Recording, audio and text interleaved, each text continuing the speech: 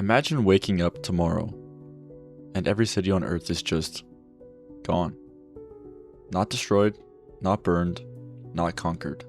Just quietly, systematically abandoned. The streets are empty. The markets are silent. 5 million people vanished. And the strangest part? Nobody left a note. No explanation. No record of what went wrong. This isn't science fiction. This actually happened. 4,000 years ago, the most advanced civilization on the planet, one that had running water before Rome, city planning before Greece, and a writing system we still cannot read, simply ceased to exist. And to this day, we have absolutely no idea why. This is the story of the Indus Valley Civilization, and the more you learn about it, the more unsettling it becomes. In 1826, a British explorer named Charles Mason was wandering through the Punjab region of what is now Pakistan, when he stumbled across something strange. Enormous mounds of ancient brick, scattered across the landscape. Locals told him that the ruins had always been there. Nobody knew who built them.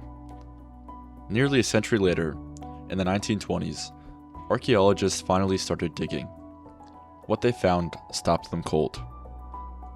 Beneath the dust was a city, but not just any city, a planned city. Streets laid out in perfect grids, buildings constructed to uniform measurements, a sewer and a drainage system so sophisticated that some of the pipes are still intact today. They had found Mohenjo-daro, one of the twin capitals of a civilization that had been hiding beneath the earth for over 3,000 years. They named it the Indus Valley Civilization, and the more they dug, the more extraordinary it became. At its peak, the Indus Valley Civilization stretched across 1.5 million square kilometers, larger than ancient Egypt and Mesopotamia combined. Over 1,000 cities and settlements, a population of up to 5 million people. This was not a small, obscure culture. This was a superpower. And the things they accomplished were centuries, sometimes millennia, ahead of their time. They had standardized weights and measurements. Every brick in every city was the same size. The ratio? Exactly 1:2:4. Perfect. Consistent. Across hundreds of miles. They had indoor plumbing. Almost every home in Mohenjo-daro had its own private bathroom, connected to a city-wide drainage system. Ancient Rome, often celebrated for its engineering, wouldn't build anything comparable for another 2,000 years. They had a writing system. Over 400 distinct symbols have been identified on thousands of seals and tablets. It has never been decoded. We cannot read a single word they ever wrote. And here is perhaps the most haunting detail of all.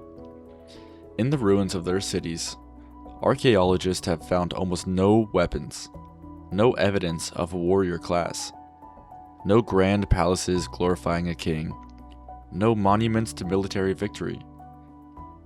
This was a civilization that, somehow, seemed to run without the violence and hierarchy that defined almost every other ancient society we know of. Who were these people? How did they build all of this? And why does almost no one talk about them? Around 1900 BC, something began to change. Cities that had thrived for over 1,000 years started to empty out. Not all at once, gradually, over a few centuries, but with an unmistakable direction. The Indus Valley Civilization was dying. Trade routes went quiet. The standardized weights disappeared. The writing system stopped being used.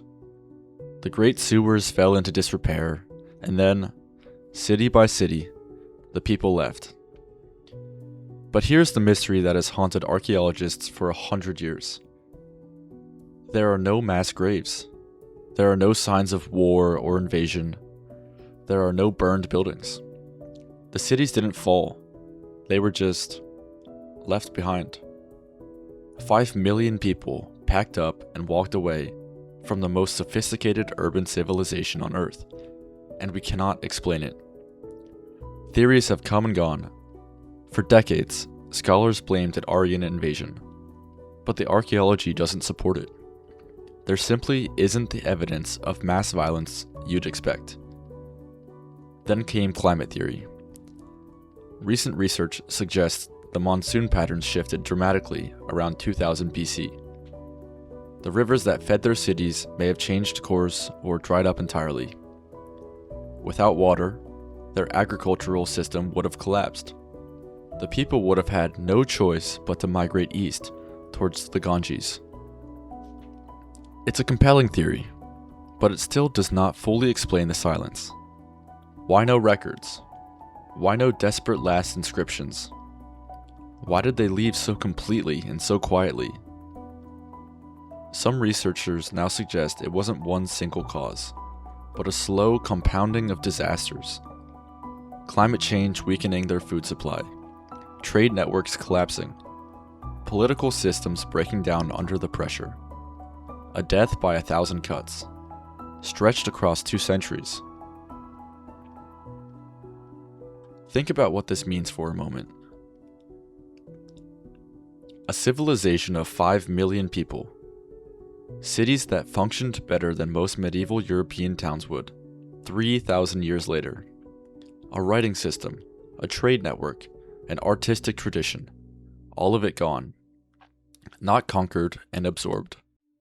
Not burned and rebuilt. Simply dissolved into the ancient world, leaving behind only bricks and seals and questions. The descendants of the Indus people almost certainly still exist.